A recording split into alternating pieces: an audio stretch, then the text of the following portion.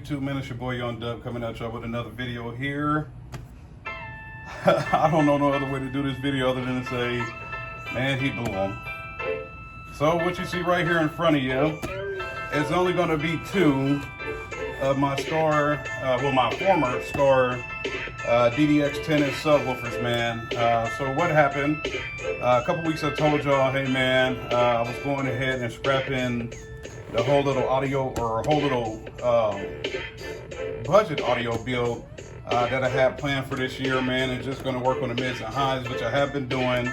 Definitely check out the Instagram link that will be in the description of this video here to see my progress on that, man. But long story short, what happened here is I sold these DDX 10s to a kid, and the best way I know to say it is to a kid. I don't, he may or may not see this video, I don't know, so I'm gonna try to be as nice as I can. But I mean, long story short, the kid blew him. So what happened, like I said, I had decided to scrap the whole budget build for 2021, and my mind frame became, hey man, go big or go home. So we decided to go home so we could go big. So like I said in previous videos, a lot of you guys are friends with me on Facebook, so y'all may or may not have seen these on Marketplace for sale. But yes, they did go up for sale. Met a young kid who had a system. Needless to say, I wouldn't say entry level, but not on the up and up. The man did have he had his mids and highs correct. Pretty much everything was Skar, the FXX 6.5s. It had an RP 2000 watt amp, and he wanted some Skar subs. So I said, cool, man. I got the 3 subs and the triple 10-inch enclosure. And he was like, nah, man, I don't need the box. I just need the subs. And, what would be the price? So me and him, we got to talking or whatever, man. So we came to agreement of a price. So I gave him, sold him the subs. I'm just a speculation. I don't know this to be a fact or not, but I'm just going to go out on a limb and say he probably free aired these. Cause I'll try to flip this one up. I'm pressing as good as I can press, and she ain't going no that. She seized up. So hopefully, as a matter of fact, I'm gonna try to do my best to shine some more light in here. Oh, not on that. That chrome is getting in the way. But hopefully y'all can see. Can y'all see that in there? I think it's coming through on the video. That coil, that coil is ripped to hell. So hopefully y'all can see that coil is completely missing. So this one is completely seized up. I didn't pull out the third one, just this one, because the other two are, this one and the other one are pretty much the same. It still does move. The coil is still intact for the most part. Hopefully y'all can see that in there. But there is a section, I'm trying to find it, right here, matter of fact. Hopefully y'all can see that in there, man. The coil looks like it is starting to unravel. I don't have, and I'll try to do it on a video here. You won't be able, I don't hear any coil rub. But I don't know. I know at the end of the day, the damn thing ain't playing. So, of course, that was one of those calls where it's like, hey man, these subs did X, Y, Z. And I'm like, well, I'll tell you like this. You had the RP 2000. And based on the way you were talking, I know you were looking at your math like, okay, man, I got a 2000 watt amp, 3000 watts worth of sub. And like I said, personally, I'm almost gonna, like I said, I'm just assuming, don't know this for a fact, but I'm assuming my man free aired the subs. But of course he hit me up like, yo man, I had them on the RP 2000, they blew, not making any sound. And I smelled something. I said, well, that smell was your first bet, that you had a problem there, man. So I don't know what to tell you. At the end of the day, I don't even remember. I bought these subs like earlier this year. Like I said, I did sample them for just a little while. Wasn't feeling the sound that I was getting, obviously. Now, granted, I did have the prefab box and the whole nine, man, but I'm like, man, you know what? At the end of the day, they boom pretty, and that's what sold him. Boom pretty well. Like I said, I tried to sell it as a package.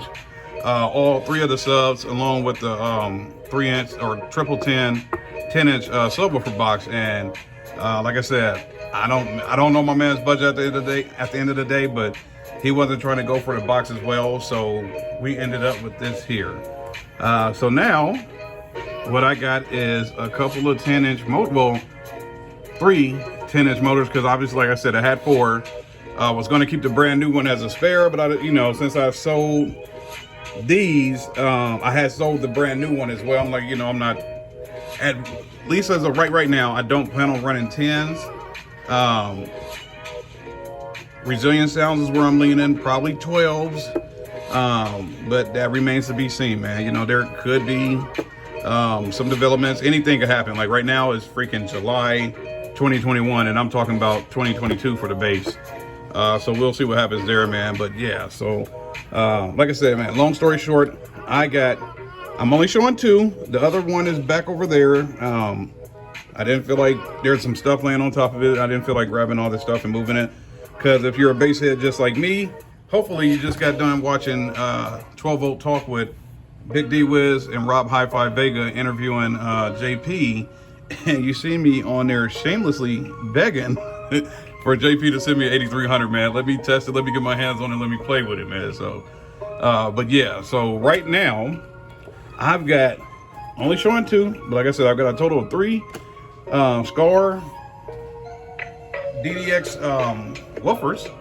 Technically just the motors, because I mean, like I said, the soft parts, like I said, this one here is completely seized up. Like, hopefully y'all, let me move this one. Y'all can see that moving. The cone, you can see the rubber, you see the spider pack in there moving. This one, hopefully y'all see me pressing that for real. I'm pressing good, and she ain't going nowhere. Like, that thing is completely seized up, man. So like I said, man, now I got a total of 3 of these DDX 10-inch subwoofer motors. Don't know what to do with them. I mean, at the end of the day, here locally we have a page, Nebraska Bass Heads, where I'm definitely sure I can unload them. Just the motors, obviously I'm an honest guy. I'll say, hey, they're blown. Just pretty much buying the motors. You want to recone them? I don't know if Skar, I don't know if Skar for sure has recone kits for these, but I know Sundown has the SA recones. I think, I'm not for certain, but I think SA, or not SA, but Sinful Sounds, I believe they have recones for their MV series, which obviously, like I've said in previous videos, this DDX, Sundown SA, and Sinful Sounds MV series, they're all the same sub, man. So take a look at the basket. Take a look. I mean, like I said, granted, on the V1s at least, Skar definitely has a bigger motor. Sundown did do the SAV. I don't know. I know they've been revised. The Rev 3, I think it's been revised 3 times, and then they have the Version 2. So I'm not too certain about the Version 2 subwoofer, man, but I just know, I think the Version 2 went all the way to 1,000 watts RMS, and the Rev 3, I don't know the specs, man. Don't give me the lying to you. So I like Sundown, but I haven't, have I? I've purchased Sundown subs before, but I've never ran them. Like, I purchased some, and I literally sold them the minute I bought them. So I've never actually ran Sundown subs, and yes, I know there's going to be a bunch of people that comes to the video, hey man, running the Sundown X this and Sundown NSVs or Nightshades or the Sundown U's and this, that, and the third. I don't know, y'all. I'm keep it all the way 100. I'm probably gonna go back to Resilient Sounds, man. But like I said, we're saying this in July 2021. We're talking about a system that's gonna debut, God knows when, 2020, hopefully Memorial Day weekend 2022 or sooner. Knowing me, man. So we'll try to get that up and going. But right now, like I said, the plan is right now is get to some Resilient Sounds, probably Platinums, unless we wall some stuff, man. I don't know. Like I said, I'm just throwing stuff out there. I don't know if it'll stick or not, man. But Yeah, so this is one of those videos where I'll admit it, you have to get an O-scope. You don't have to buy it from a certain company, but you definitely want to get an O-scope, man. You don't want to sit there and go literally all knobs to the right and just be like, oh man, that crap is slamming and it made this smell, and then next thing I know, it wasn't playing. So I was like, hey man, I was a rookie in this game at one time as well. You know, I had Hyphonics, everything, man. I'm getting these kicker subs. I'm gonna get this Hyphonic 2000 watt amp, 2,000 watts worth of subwoofer. I'm gonna turn the knobs, all knobs to the right, bass boost maybe on half, and just come through killing it and not know why my system ain't working. Even though I'm gonna keep it all the way 100. All the years that I did that when I first got into this game, the kickers never tapped out. And that's why I might be an SPL guy now. I'll always vouch for kicker, man. No matter what it, like I said, if I had, granted, me personally, I loved audio bond amps. Other people not so much. They kind of, you know, I think they discussed that last week, as a matter of fact, on 12 Volt Talk, that audio bond was kind of a flea market brand. Not mine. I had the audio bond amp. I think it was 1,200 watts on 2 kicker comps or whatever it was back then. We're talking back in the day, like 07. I had 2 kicker 12s. I think they were the comps rated at 400 watts RMS. Had 2 of those, obviously, for a total of 800 watts RMS. And Stereo West is a company here in Omaha. And I'm talking to Jason, was a guy still around. I was talking to Jason. I'm like, man, you sure? I was like, man, I got a 1,200 watt audio bond, man. This stuff slaps. And you sure that amp ain't gonna blow the subs? He's like, he looked at me and gave me the biggest head nod ever. Like, dude, trust me, they'll handle that amp with a smile on their face, and they did.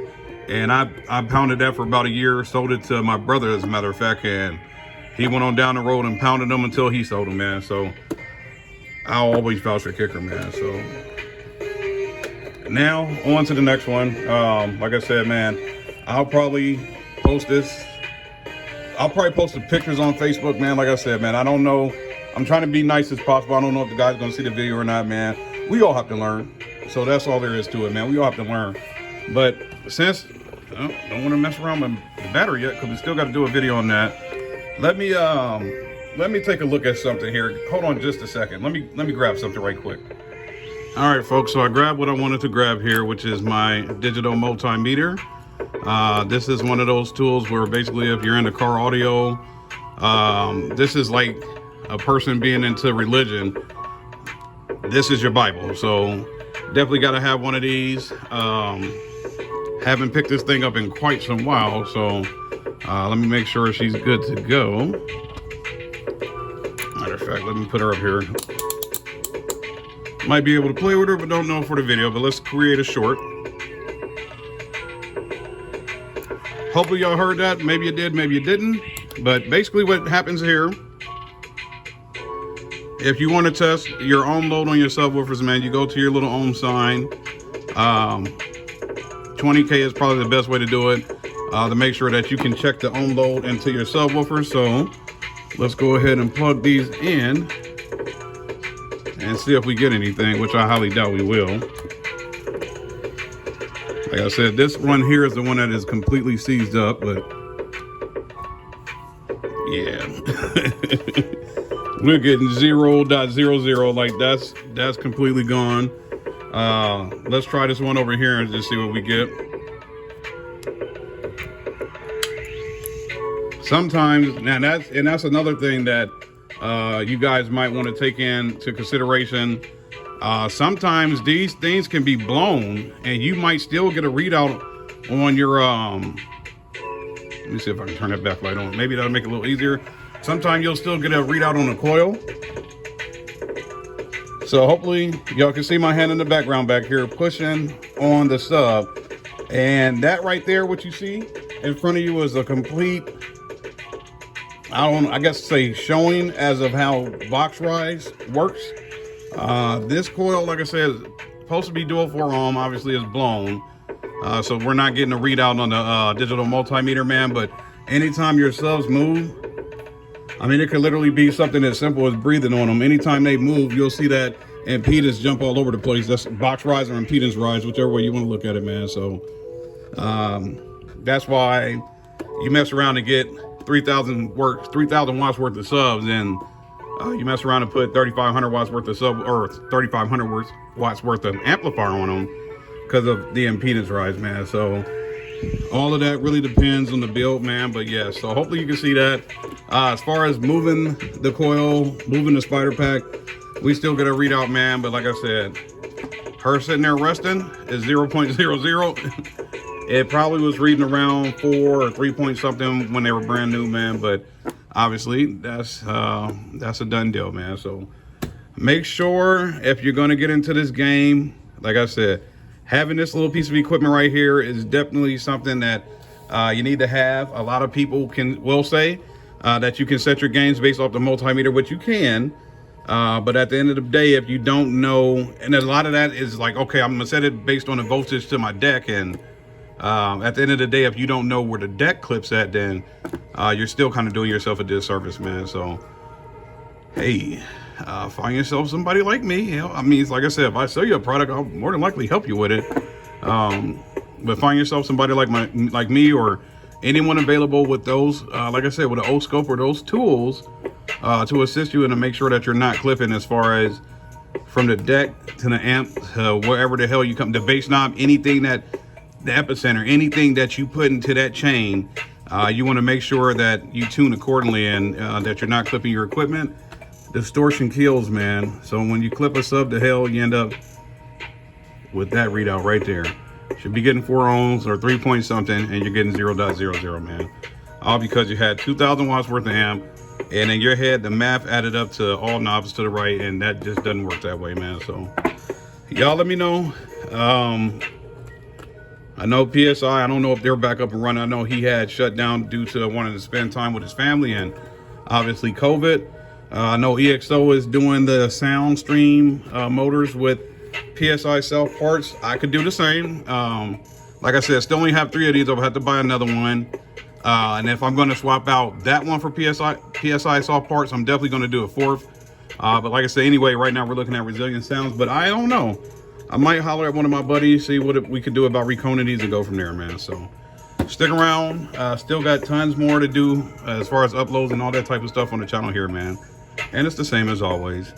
Any questions, comments, concerns, go ahead and hit me up. I try to get back to everybody. And still, even with my mid bass, y'all, 2021. If your mirrors ain't shaking, damn it, you got to take it. And I'm dead serious, man. With my mid bass, mid-range EXL speakers, mirrors are shaking, man. So, man, always know that if your mirrors ain't shaking, especially if you got subwoofers, you got taken. That's your boy, Yo Dub, man. I'm out of here, man. You have a good night. Hey, everybody. It's your boy, Young Dub here, man. Hope y'all enjoyed the video. Just know that your thumbs are appreciated. Make sure you hit the like button and the notification bell so you'll see the videos when they pop up. Also, make sure you subscribe to the channel for the best unboxing videos and car audio, man. Thank y'all for watching the video. I'll see you on the next one.